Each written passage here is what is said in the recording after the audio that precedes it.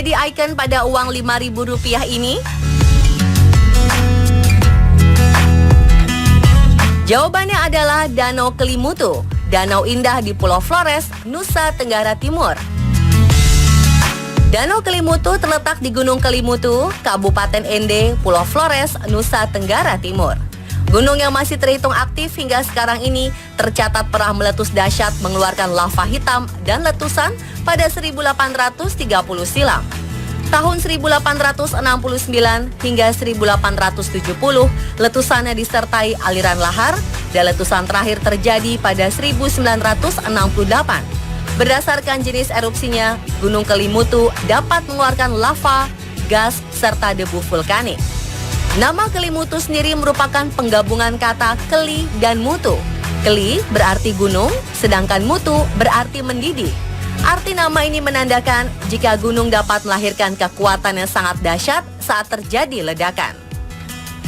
Gunung ini terkenal dengan danau 3 warna atau danau triwarna berbeda, yaitu merah, biru, dan putih. Tetapi uniknya, warna-warna ini selalu berubah seiring dengan perjalanan waktu. Lalu apa yang membuat danau Kelimutu ini dapat berubah warna tanpa waktu yang pasti? Benarkah mitos tentang danau ini saat perubahan warna terjadi berkaitan dengan bencana alam dan sebagainya? Lalu benarkah danau ini banyak menyimpan cerita misteri?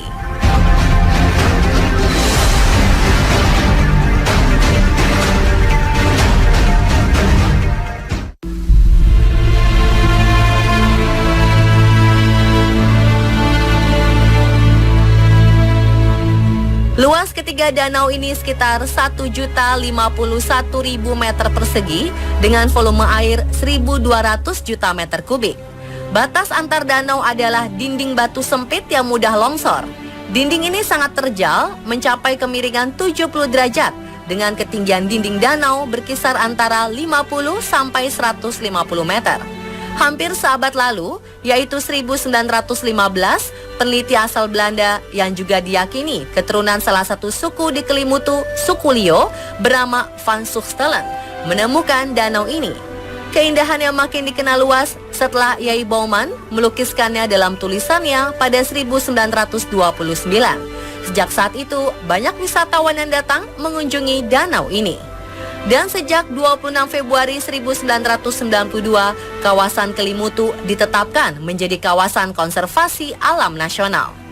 Ketiga danau ini juga memiliki cerita rakyat tersendiri. Kisahnya dimulai di puncak Gunung Kelimutu yang disebut Buaria, sebutan untuk hutan lebat yang selalu berawan. Konon, di sini bermukim Konde Ratu bersama rakyatnya. Terdapat 2 tokoh yang sangat disegani. Pertama adalah Atapolo, si tukang sihir jahat dan kejam, serta suka memangsa manusia.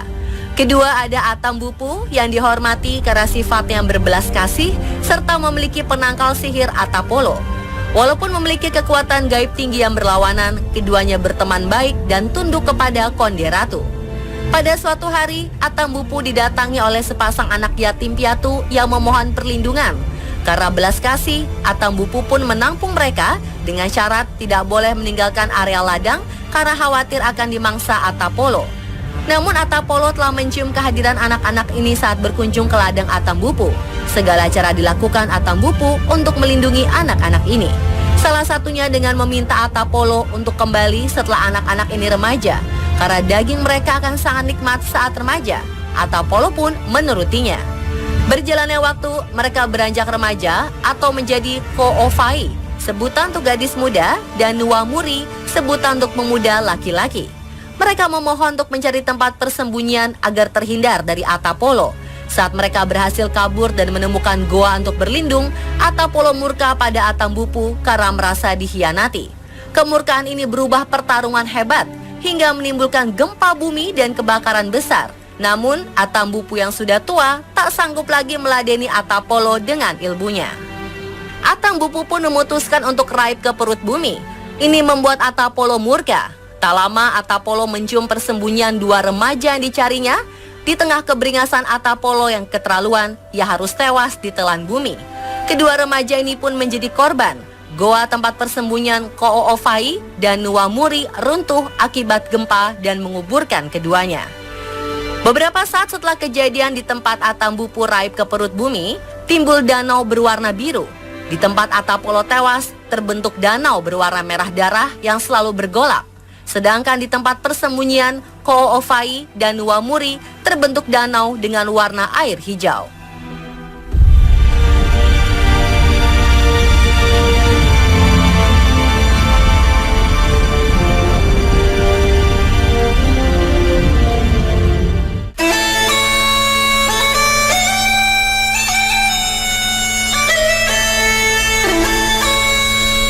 Ketiga Tiwu atau danau ini diberi nama sesuai dengan sejarah terbentuknya, yaitu Tiwu Atapolo dipercaya sebagai danau tempat berkumpulnya arwah-arwah para tukang sihir atau orang jahat yang meninggal. Tiwu Nuwamuri Ko'ofai dipercaya sebagai danau tempat berkumpulnya arwah muda-mudi yang meninggal. Dan Tiwu Atambupu dipercaya sebagai danau tempat berkumpulnya arwah-arwah para tetua yang sudah meninggal. Hingga kini masyarakat percaya bahwa siapapun yang meninggal, maka rohnya akan berkumpul di tiga danau ini. Sesuai kepercayaan penduduk setempat, saat danau ini berubah warna, maka mereka harus melakukan tradisi berupa pemberian sesajen bagi arwah-arwah yang telah meninggal. Biasanya akan diadakan festival Patika, dalam bahasa setempat berarti makan. Prosesi Patika dilaksanakan di lapangan yang berada sebelum Tugu Puncak Kelimutu. Prosesi diawali dengan tarian adat yaitu tari gawi yang dipimpin oleh ketua adat setempat. Dilanjutkan dengan prosesi peletakan sesajen untuk leluhur.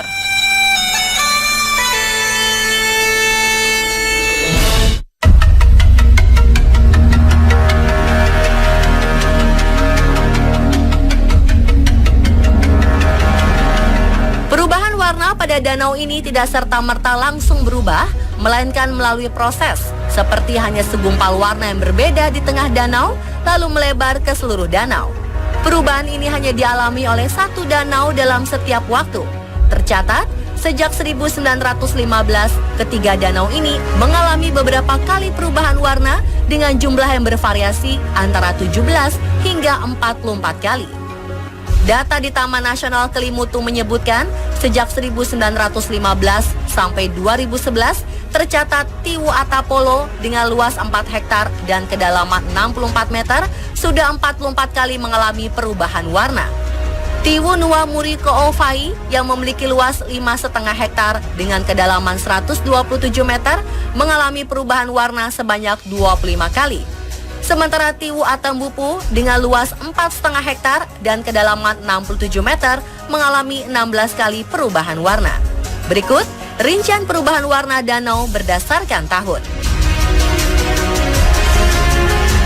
Saat ditemukan pada 1915, Schuckstellen melihat Tiwu Atapolo berwarna merah darah, Tiwu Nuwamuri Ko'ofai berwarna hijau zamrud, sedangkan Tiwu Atambupu berwarna putih. April 1996, ketiga danau berwarna sama, yaitu hijau. Tiwu Atapolo berwarna hijau, Tiwu Nuwamuri Ko'ofai berwarna hijau muda, dan Tiwu Atambupu berwarna hijau tua. Tahun 2008, Tiwu Atambupu berubah warna dari coklat menjadi putih susu. Akhir tahun 2008, danau ini menjadi satu warna, yaitu hijau muda. Pertengahan Juli 2010, Tiwu Nuwamuri Ko'ofai berwarna hijau muda kebiruan, Tiwu Atapolo berwarna hijau, Tiwu Atambupu berwarna hijau lumut kehitaman. 2013, Tiwu Nuwamuri Ko'ofai berubah warna dari merah hati menjadi hijau muda hingga saat ini. Agustus 2014, air danau Tiwu Atapolo berubah menjadi warna hitam. Setahun kemudian, Agustus 2015, warna air Tiwu Atapolo berubah menjadi warna hijau toska.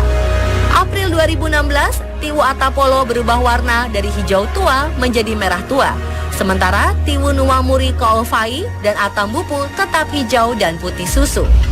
September 2016, saat tim on the spot berkesempatan mengunjungi Danau Kelimutu, Tiwu Atapolo baru saja mengalami perubahan dari hijau lumut menjadi hijau toska. Tiwu Nuwamuri Ko'ofai masih dengan warna hijau muda, sedangkan Tiwu Atambupu berubah dari putih menjadi hijau tua. Dr. Gregory Pasternak dari University of California dalam penelitiannya pada 1992 yang dipublikasikan di Taman Nasional Kelimutu menyebutkan oksigen adalah penentu paling penting dari perubahan warna danau. Ketika air danau kekurangan oksigen, maka air terlihat hijau. Sementara ketika air kaya akan kandungan oksigen, akan terlihat merah tua dan hitam. Selain itu, gas alami lain dan juga mineral memainkan peran subordinasi juga seperti sulfur. Dengan perubahan aktivitas vulkanik oksigen dan gas lainnya, aliran berbeda dan warna air bisa berubah.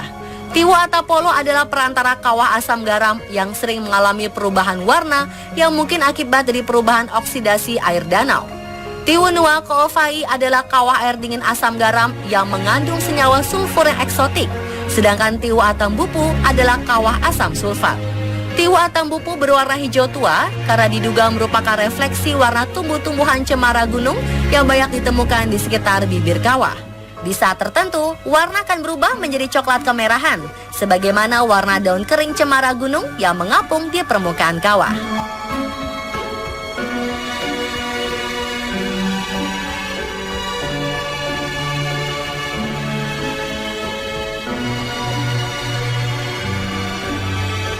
Masyarakat sekitar percaya perubahan warna Danau Kelimutu bukan hanya fenomena alam biasa, melainkan juga sebagai pertanda awal terjadinya suatu peristiwa besar.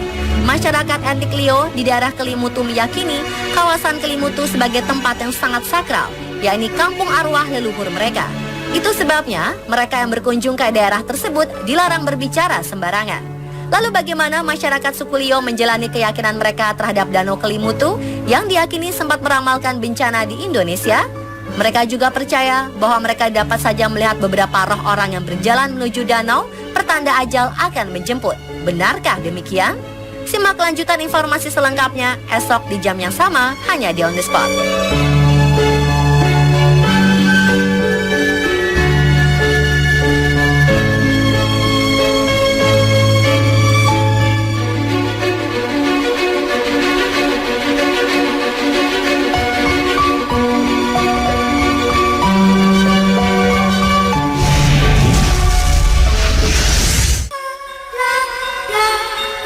Mungkin Anda sering mendengar banyaknya tim pemburu hantu di berbagai negara.